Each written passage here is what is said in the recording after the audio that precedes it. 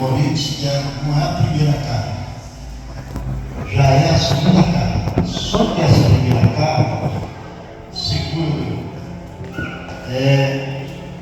os teólogos, essa carta sumiu e ficou essa segunda como primeira. Mas antes dessa, tem uma carta. Eu quero chamar a atenção dos irmãos só para uma palavra, no verso 23, que se chama assim: vos ensinei.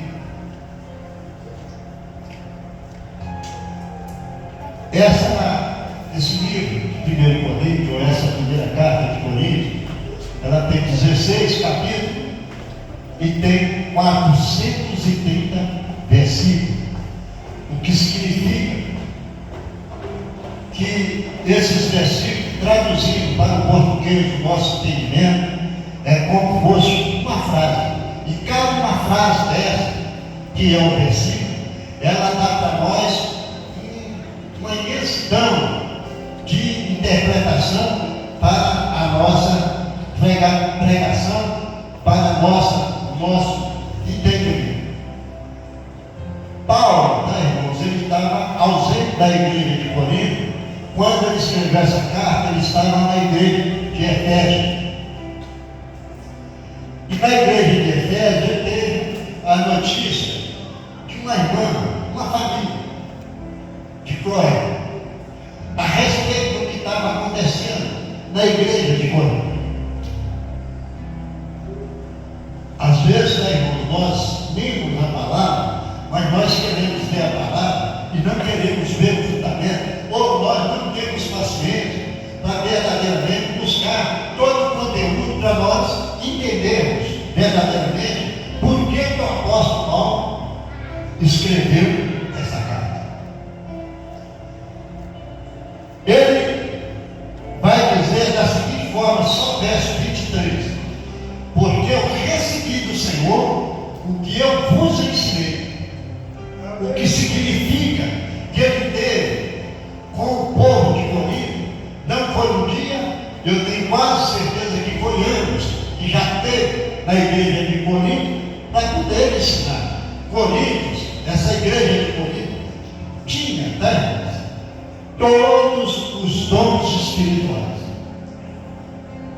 E mesmo assim, essa igreja estava totalmente desfalecida, ou seja, foi desfacelada, melhor dizendo, por causa do imperativo que se chama egoísmo, orgulho, vaidade. Eu posso, eu sei, eu tenho mais, eu conheço esse Deus puro. E outras palavras. Mas eu vou estar dando, irmãos, cada capítulo, algo que o apóstolo Paulo espalha 430 versículos. Isso é uma carta. Hoje uma redação é 23 linhas, não pode ser mais do que isso, uma redação para você passar no concurso. E aqui foi 430 versículos. O que significa, que o apóstolo Paulo, quando ele foi notificado, e ali era tudo filho dele, porque igreja que foi fundada na ação do Espírito Santo sobre a vida de Paulo. E olha que Paulo, entre todos do Novo Testamento, entre todos os apóstolos, ele era o mais sábio, o mais letrado, aquele que tinha a cultura mais elevada. Quando chegou essa notícia, ele começou a escrever essa carta. Eu tenho certeza que ele começou primeiro pela seita. Porque quando ele viu, nós vamos estar entrando nela, mas antes eu quero retratar com os irmãos o porquê daquela seita. O capítulo 1, versículo 10, irmãos, começa dizendo para nós da seguinte forma: rogo-vos, porém, irmãos, pelo nome de nosso Senhor Jesus Cristo, que digais com todos a mesma coisa, e que não haja vós dissensões, antes sejais unidos em um só pensamento, em um só parecer. Os irmãos lembram que no princípio, quando eu estava ministrando a entrada do culto, eu disse a respeito de união. Aonde tem povo, tem confusão. O maior problema que nós temos é fazer com que a igreja ou o povo entenda que tenha um só pensamento, um só coração. Porque se eu tiver o meu pensamento, o meu egoísmo, a minha vaidade, a minha sabedoria, o meu capricho, o meu entender e desprezar, vai cada um para um lado e ninguém recebe nada. Era o que estava acontecendo. Tinha de tudo, nós vamos chegar lá. Tinha de tudo, tá? Aqui fala que eles estavam, uns estavam seguindo a Paulo, o outro estava seguindo a Paulo, o outro Pedro, e ele sempre vai para fora com uma briga de liderança, porque quando chega a esse nível, a liderança está toda envolvida. Aí Paulo, eu estou pegando só a parte principal para os irmãos entenderem, porque senão não dá tempo de nós verdadeiramente pregar tudo. Mas o versículo, o capítulo 2, vai trazer para nós a respeito de sabedoria.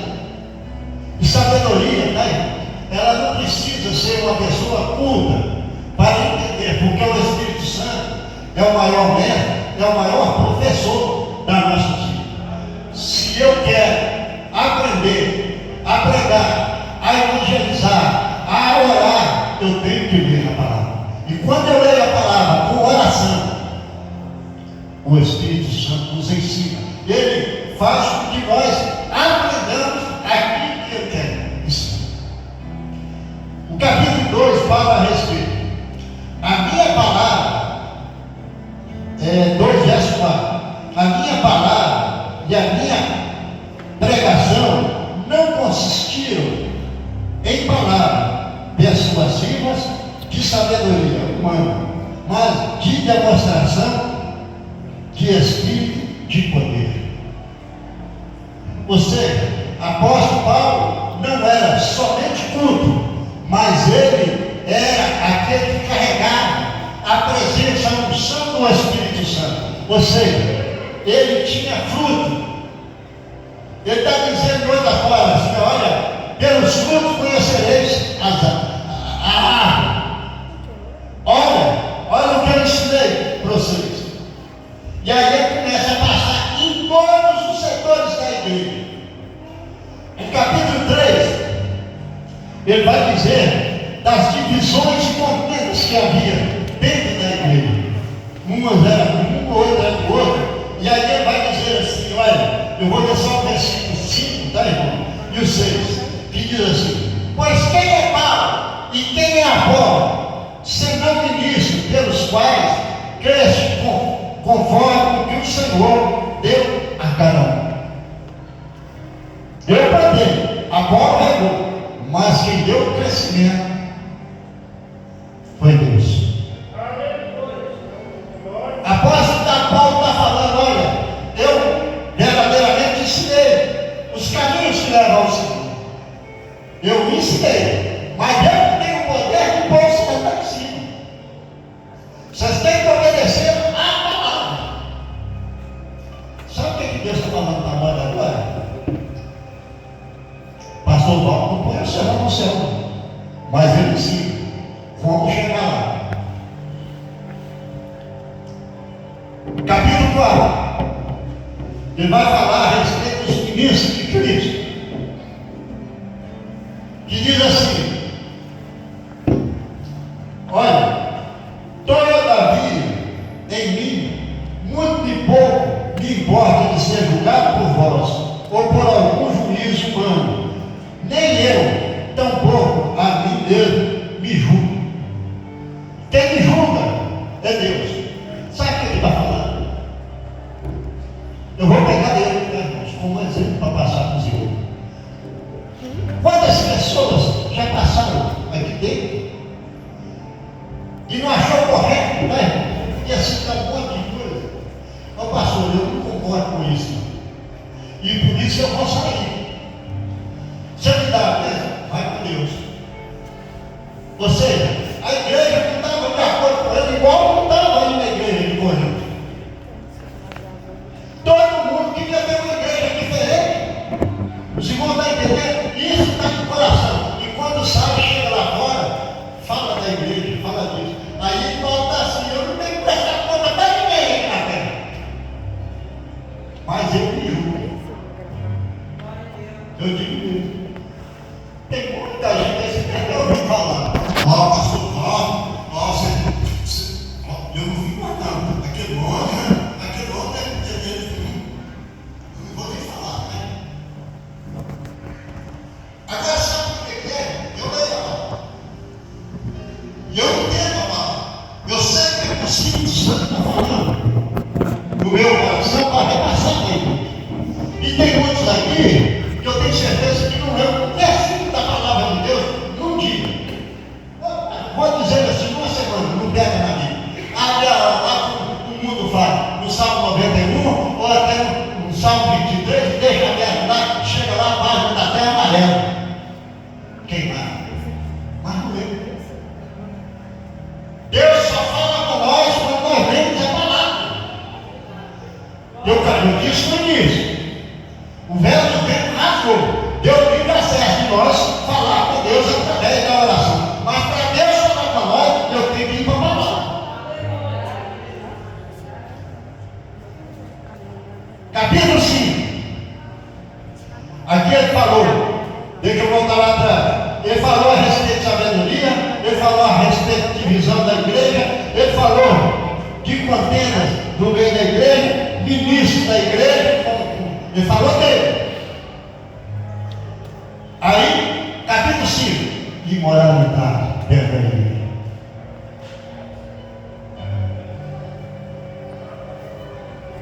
Versículo 1, capítulo 5. Geralmente, se ouve que há entre vós fornicação tal, que nem ainda entre os gentios, ele está falando, entre o povo do mundo, não sabe. Como o que há de haver feito abuso da mulher de seu pai. Ou seja,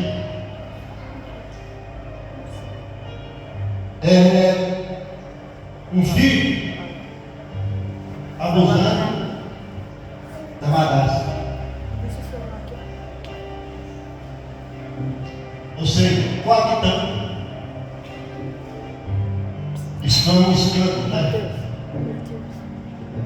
Meu enteado dorme com a madrasta. Que absurdo, né? Paulo está falando, você está aí regozijando, falando de um que é agora, o outro é perdoando, não sei o quê, que assim, eu tenho dom disso, nós vamos chegar nos dons. Olha como é que vocês estão vivendo. Desordenadamente. E aonde há desordem, há contenda. Aonde há contenda, não tem bênção. Capítulo 6 vai dizer litígios entre irmãos. Eu estou fazendo um peneiramento da carta, né? Para os irmãos entenderem. Quando nós chegarmos no capítulo 1, pastor, o que é litígio? Vou ler o versículo retraduzido. Ouça que algum de vós, tendo algum negócio contra o outro, ir a juízo perante os injustos e não perante os santos. Pastor, produz para mim o que é isso? Irmãos, é irmãos que estão dentro da igreja.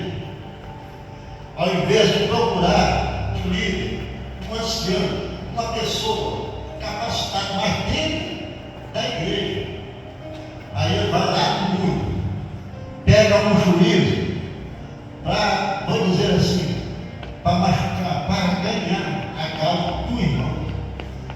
O que é que está falando aí? Nós, tá, irmão, se comparando com tal de, chama ele lá de careca, cabeça de burro, nós somos muito mais autoridade do que ele. Só que o cristão não entende isso, não. Ele acha que é igual o povo do mundo.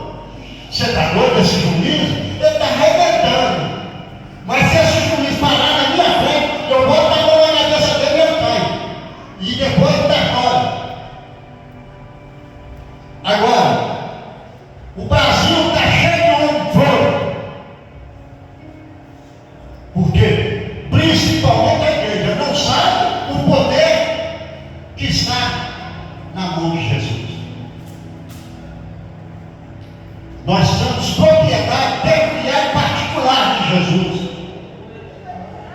Quem é Jesus? Jesus, no capítulo 28, no versículo 18 de Mateus, ele vai dizer assim: olha, foi-me dado todo o poder nos céus, na terra e debaixo da terra. Agora você sabe onde é que você está nisso aí? Romanos capítulo 8, versículo 37. Em Cristo Jesus eu sou mais do que, não é só vencedor, mais do que vencedor. Porque ele já venceu por mim, venceu por você. Irmão, se você tem um contenda com outro irmão, sabe o que acontece? Senta com ele, vai para duas provas. Como fala lá no livro de Paulo, conversa, entra no juro, seja passivo, e que isso vai dar resultado, e resultado bom. Aí sabe o capítulo 6, eu estou falando só das 6, pegará, tá? Capítulo 7 vai falar a respeito de casamento. Olha como é que Paulo entra a respeito de casamento, tá? Eu vou ler o versículo 1 e 2 só. Olha, quando as coisas que me escreveste, bom seria que o homem não tocasse mulher. Aí o verso 8: por causa da fornicação, cada um tem a sua própria mulher e cada um tem o seu próprio marido.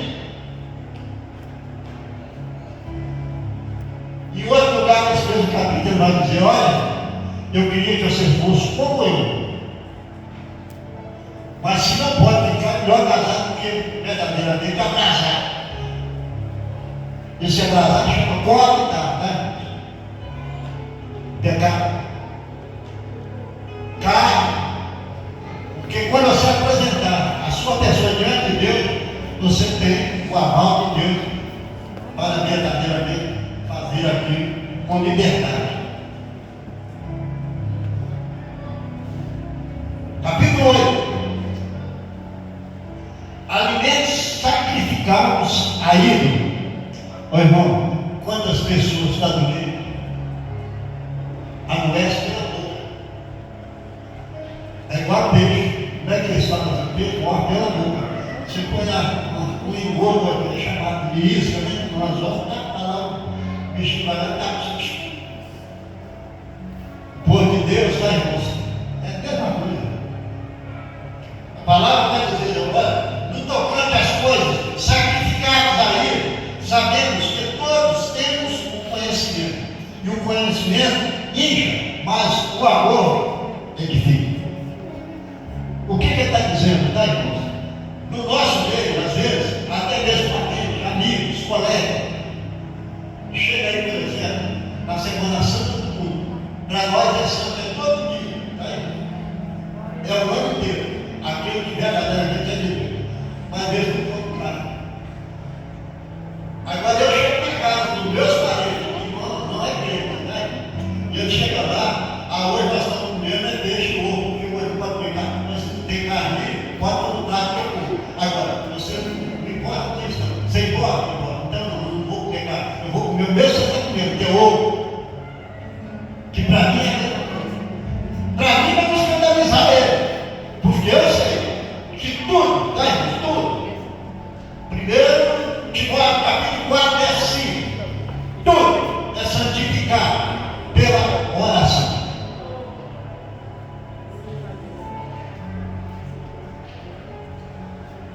Capítulo 9. Direitos apostólicos. Querido, o mundo inteiro hoje está na internet. Quando eu vejo assim, eu abro leitura. Quando eu olho, vejo um troço desse, ou eu apago ou eu pulo. Eu não vejo. A pessoa acha que o pastor, ele é ladrão. Que os membros são otários, que levam o dinheiro do pastor. Irmão, isso tem lá na antiguidade. Quem manda é Deus, não é o homem, não. O homem é um punhado de doutrina que não presta, que é do diabo. E o diabo quer verdadeiramente destruir. Deus colocou lá atrás, tá, irmãos? Uma tribo. A tribo levítica. Você não vai fazer nada, você vai consagrar, você vai limpar o templo, você vai fazer tudo, vai carregar, vocês vão trabalhar na igreja. Agora as outras 11 tribos, elas só vão ser abençoadas quando trazer de lá os dízimos, as ofertas ao sábado, o dízimo dos dízimos, o terceiro dízimo, para me abençoar ele. Agora presta atenção, tá, irmãos? Eu vou voltar aqui para vocês entenderem. Quando o pastor ora, ele tem a unção de lá para fazer isso na sua vida.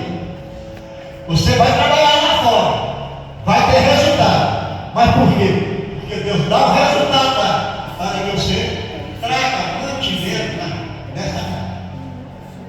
Malaquias 3:10. Todo mundo conhece. Malaquias 3:10. Trazer todos os dias na casa da pessoa para criar mantimento. Ah, não. Agora, eu posso viver, né? Da igreja.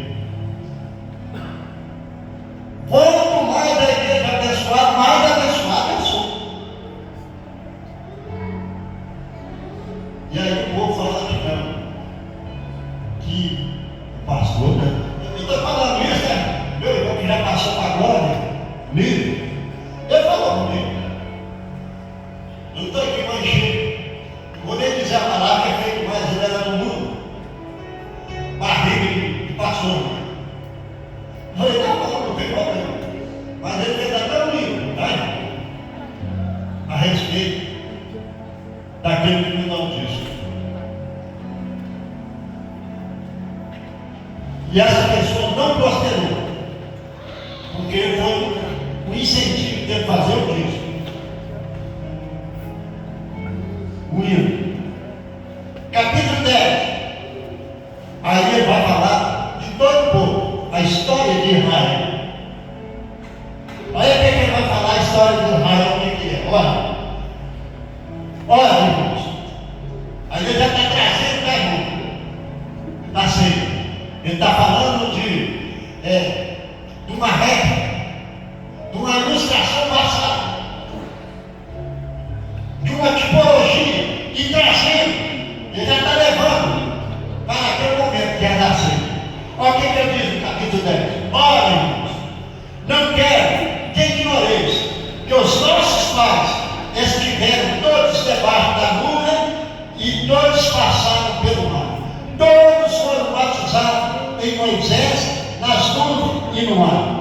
E todos comeram de uma mesma comida espiritual que é o maná. E beberam de todos da mesma bebida espiritual. Porque bebiam da pedra espiritual que é Cristo.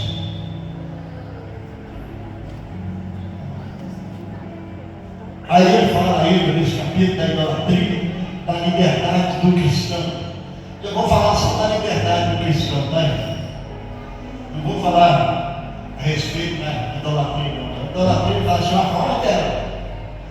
Mas aqui na liberdade do cristão, tá, irmão? Vou ler só o verso 23 e trazer para nós. Todas as coisas são lícitas, mas nem todas convêm. Todas as coisas são lícitas, mas nem todas as coisas edificam. Ou seja, eu tenho livre-arbítrio, você tem um livre-arbítrio, todos nós temos um livre-arbítrio. Só que o nosso livre-arbítrio, tá? Quando ele chega na presença de Jesus, ele acaba. Ô pastor, por que ele acaba? Eu não posso contribuir mais, eu entreguei minha vida para Jesus. Se eu for fazer o meu desejo, o desejo da carne, que todo mundo tem, né? Se eu for fazer o meu desejo, sabe o que eu estou fazendo? Eu estou tirando a minha vida da mão de Jesus e vivendo o meu eu, o meu querer.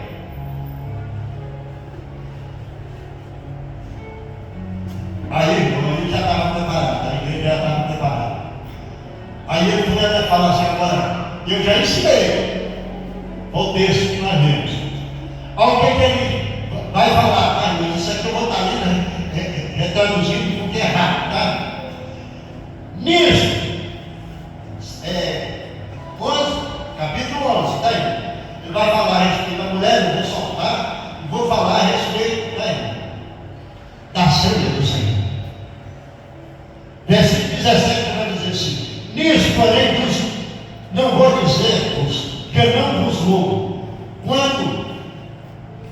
quando vós ajudares, não para o melhor, senão para o pior. Olha que leva o apóstolo Paulo, né? Vocês ajudam, não é para ceia, não. O jeito que você está fazendo isso não é ceia. Está tudo errado. Aí eu continuo. Porque, antes de tudo, ouço que quando vós ajudais na igreja, há entre vós dissensões e em parte eu creio. Sabe o que é dissensões? É aquilo que às vezes pratica. Um dia aqui, outro aqui. Eu gosto de fulano. Eu toco a cara. Eu não vou. É isso que está falando, né? Aí chega no dia de ceia, a pessoa está com uma tristeza com um, aguarda com o outro, não conversa, não fala nada.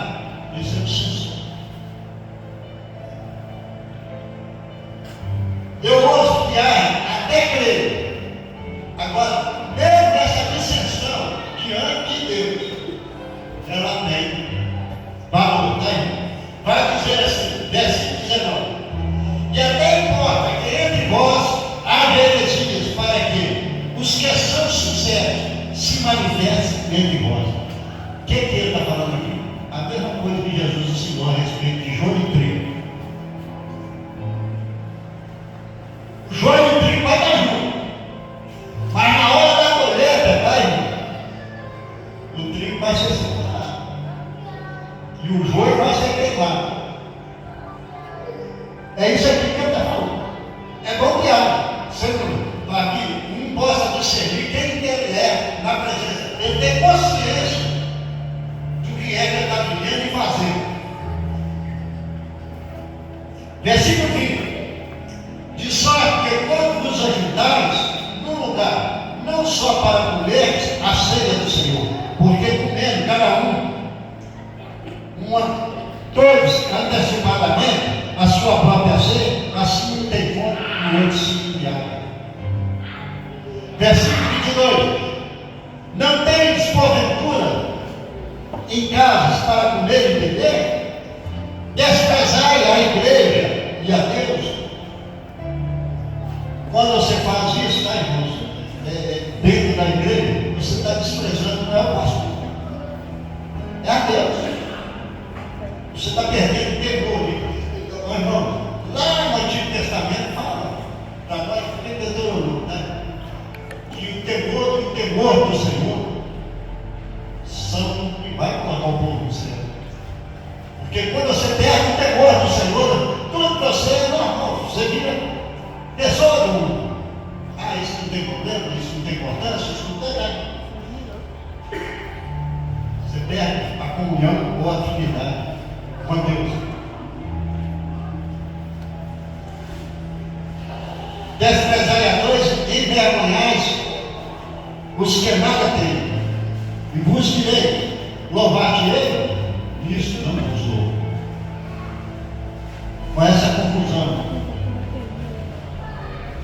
com tudo isso que está acontecendo na igreja, vocês fazem Santa Ceia, vocês acham, se eu, que sou ser humano, tenho esse entendimento, quanto mais Deus?